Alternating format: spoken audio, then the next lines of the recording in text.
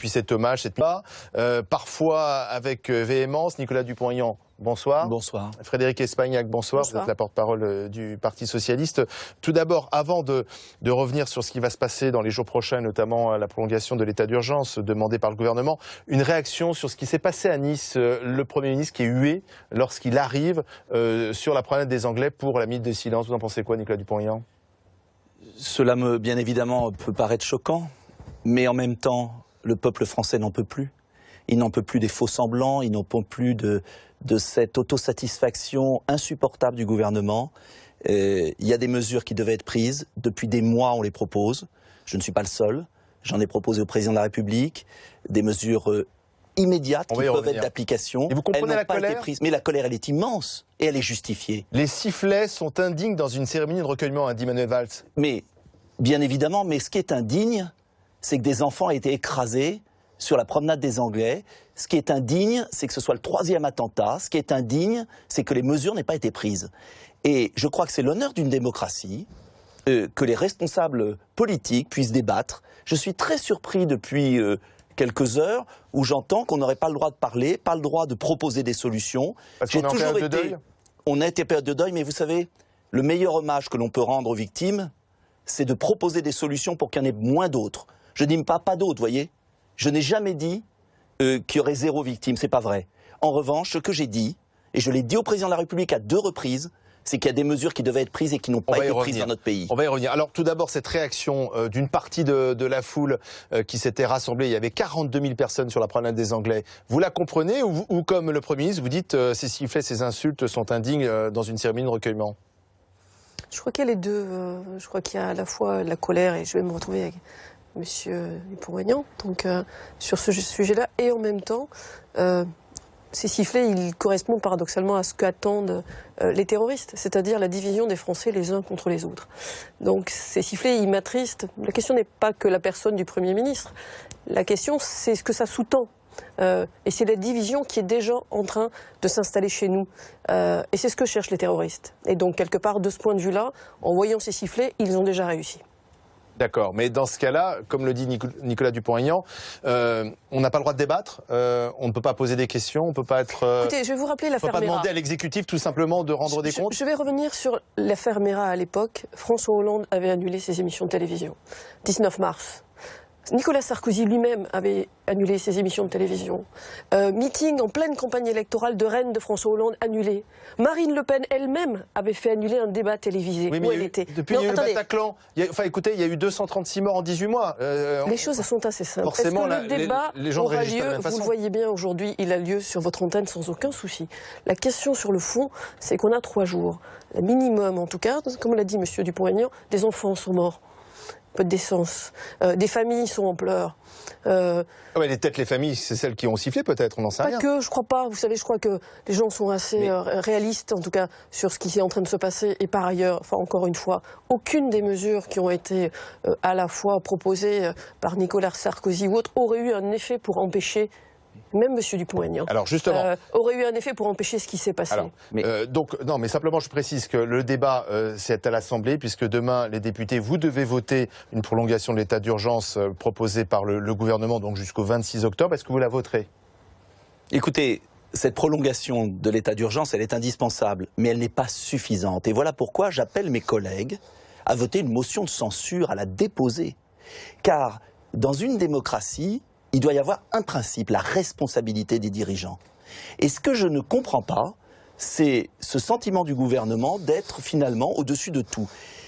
Je voudrais démissionner ce gouvernement pour que le président de la République change de politique de sécurité. Car l'enjeu, c'est de gagner cette guerre. Or, nous ne nous donnons pas les moyens de la gagner. Et nous risquons de la perdre. Je vais vous donner un exemple historique.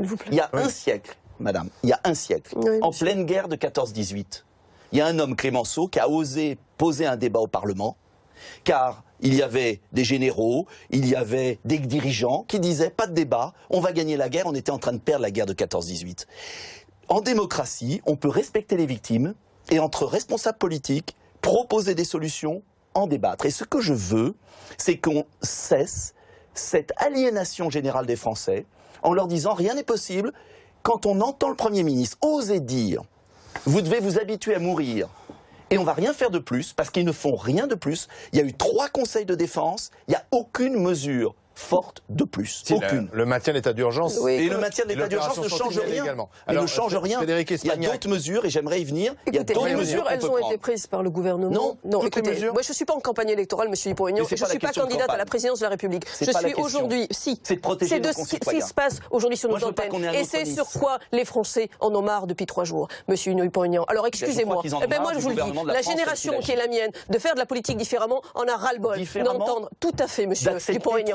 Vous êtes en campagne électorale sur la présidentielle et c'est honteux dans les 3 jours qui viennent de se passer. Alors, je ne suis pas dans la polémique, je vais revenir sur les faits. Les faits, c'est simple. Depuis que Nicolas Sarkozy est arrivé en 7 ans, en 5 ans de mandat, pardon, excusez-moi, 12 700 policiers en moins et gendarmes. Voilà la réalité. 18% de finances en moins pour la police et la gendarmerie sur le budget. Aujourd'hui, depuis que nous sommes revenus, monsieur Dupont-Aignan, nous avons stoppé la première année. 3000 gendarmes étaient prévus de disparaître, d'être supprimés. Nous les avons maintenus dès 2013. Ça n'a pas empêché les attentats. Attendez, excusez-moi. Depuis, les décisions ont été prises. 12 milliards depuis le début de l'année ont été réinvestis potentiellement pour aider sur la lutte sur le terrorisme. Alors quand j'entends que rien n'a été fait, je ne peux pas l'admettre. Est-ce que le débat aura lieu entre nous? Bien sûr. Est-ce que la sécurité de notre pays, elle devrait être à l'unisson? Je remarque que M. Bayrou est bien plus digne. Je remarque même M. Frédéric Lefebvre est bien plus digne quand il dit qu'il est bien dur d'être président aujourd'hui. Je l'entends. Mais rien n'a été fait, c'est faux. Mais est-ce qu'on a tout fait? Est-ce qu'on a tout essayé? C'est là peut-être la question. Une question très importante. Un exemple, prenons un exemple. Nous avons des jeunes qui reviennent de Syrie puisque heureusement l'armée de la France et les soldats et nos soldats se battent et j'avais approuvé le président de la République à cette époque. Donc je ne fais pas partie de ceux que vous critiquez. Je vous en remercie. Parce que j'essaye d'être le plus honnête dans mon comportement. Il y a des jeunes qui reviennent de Syrie. Je demande, et je l'ai demandé depuis des mois, que toute personne qui revient de Syrie soit arrêtée. Et il peut l'être en vertu d'un article 411.4 du Code pénal d'intelligence avec l'ennemi. C'est pas le cas de l'auteur de la tuerie. Non, mais je ne parle pas. Mais attendez, ce qui est important, c'est qu'on en évite d'autres. Nous avons des bombes volantes. Le gouvernement se refuse à arrêter les gens qui rentrent de Syrie. Ils ne le sont pas tous systématiquement. Non, c'est vrai. Ils ne le sont pas tous systématiquement et vous le savez très bien. Deuxième point, la double peine. C'est Nicolas Sarkozy qui a tort à supprimer la double peine, c'est-à-dire le fait que quand on est étranger en France et qu'on commet un délit, une fois la peine purgée, on est expulsé de France. Ça aurait été le cas de Mohamed... Ça aurait pu être le cas d'ailleurs de celui-là. Moi, je vais vous dire une chose, il faut quand même maintenant parler franc jeu. Tous les terroristes qui ont commis les attentats depuis Charlie auraient dû soit être en prison, soit expulsés de France. C'est ça la réalité.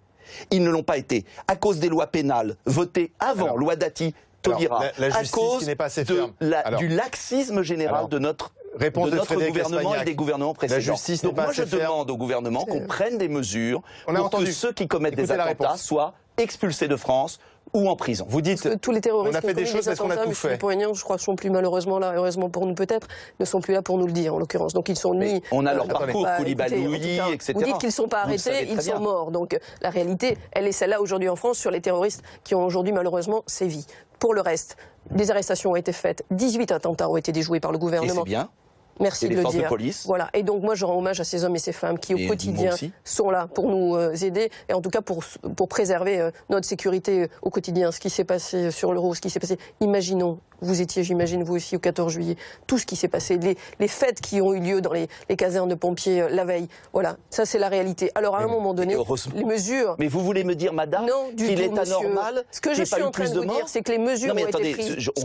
Non mais c'est vous qui me dites, ne dites pas ça. Vous voulez nous dire qu'il est normal finalement qu'il n'y ait eu que 84 morts le soir du 14 juillet? Non mais vous entendez ce que vous êtes en train de dire? Non, c'est ce que vous êtes en train de dire. Vous êtes en train de déformer mes propos et c'est honteux, monsieur Dupont-Aignan. Encore une fois, soyez digne, ne faites pas de la politique politicienne. Écoutez, avec la dignité, arrêtez. Vous venez de dire je suis désolée, vous êtes en train de changer mes propos, ce qui est Vous venez de dire que tout va bien, qu'il y a eu des fêtes dans les casernes. Je suis en train de dire que quand vous attaquez la justice, je dis que la justice a fait son travail, que la justice continue à faire son travail, que nous avons des policiers. Des dysfonctionnements et des failles, ça c'est même dans le rapport parlementaire, ça a été établi. tout cas, pour l'instant, au maximum, le ministre en tout cas, de la Justice est sur le... Oui, Frédéric Espagnac. Néanmoins, on a quand même été surpris d'entendre François Hollande jeudi à 13h nous dire que l'état d'urgence devait s'arrêter parce qu'on ne pouvait pas vivre en permanence pendant l'état d'urgence, avec l'état d'urgence. Et puis l'attentat arrive et quelques heures après, il dit qu'il faut prolonger l'état d'urgence. Est-ce que ça ne montre pas finalement les limites des mesures qui ont été mises en place? On est un peu à sec, on ne sait plus quoi faire. Avons-nous entendu, après la déclaration du président de la République, dire qu'il faut maintenir l'état d'urgence?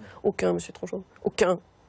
Donc, on a malheureusement... Bah écoutez, je suis désolée, donc arrêtons cette polémique. Enfin, c'est pas vrai, Olivier Falorni était pour que l'état d'urgence soit permanent, je vous cite un élu de gauche. Écoutez, ça n'a pas été le cas de tout le monde, et en l'occurrence, je crois mais que est-ce qu'il n'y a pas un problème de cohérence aussi dans la politique? François Hollande a tardé aussi à nommer l'ennemi, le terroriste islamiste, il a quasiment jamais cité ce terme, sauf effectivement jeudi, dans la nuit jeudi à vendredi. On peut donner des leçons à tout le monde, la réalité... Je ne veux pas les leçons, mais on peut se remettre en cause quand il y a des morts aussi. Mais est-ce que vous pensez franchement que le gouvernement ne se remet pas en cause dans la situation actuelle? On n'a pas l'impression, puisque toutes les critiques sont balayées. Mais vous rigolez ou quoi? Ah bah Bernard Cazeneuve, il dit que c'est indécent de polémiquer. Emmanuel Valls dit on ne peut rien dire. Il rétablit la vérité, je crois que c'est la moindre des choses quand même. Quand un ministre est aujourd'hui attaqué, quand des forces de l'ordre sont aujourd'hui attaquées, quand la hiérarchie, quand la hiérarchie est attaquée potentiellement qu'elle n'a pas fait son travail, arrêtons quand même. Enfin, on a le droit de quand même poser aux questions au ministre de l'Intérieur. Quand il y a plus de 230 morts en 18 mois, on a le droit de quand même poser des questions. Vous avez bien raison, donc il y répond. Donc me dites pas qu'il se justifie de... Non, il y répond. Et il y répond d'ailleurs avec honnêteté. Madame. Je suis même surprise, honnêtement, de ce point de vue-là, à aucun moment il a cherché, tant que les infos n'étaient pas vérifiées, à aucun moment il a pu dire que potentiellement il y avait un lien avec l'État islamique ou pas. Voilà, on a un ministre, en tout cas, de l'Intérieur qui est exemplaire. Et je crois que, franchement... Est-ce que je peux poser une question, madame? Il y a eu un rapport parlementaire, co-signé par M. Fenech et... député de gauche, socialiste.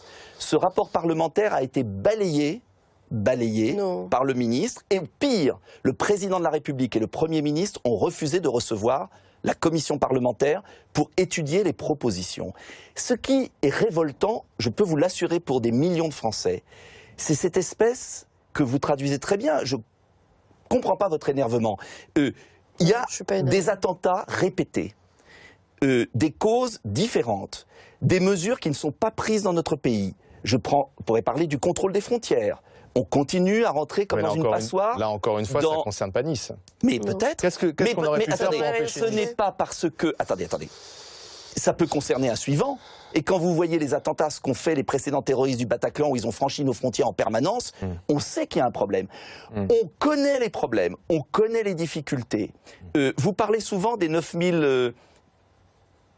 gendarmes et policiers qui ont été recrutés. J'ai été le premier à critiquer sous l'ancien gouvernement la baisse des effectifs de militaires et de gendarmes. 50 000 de M. Sarkozy, Fillon, Juppé.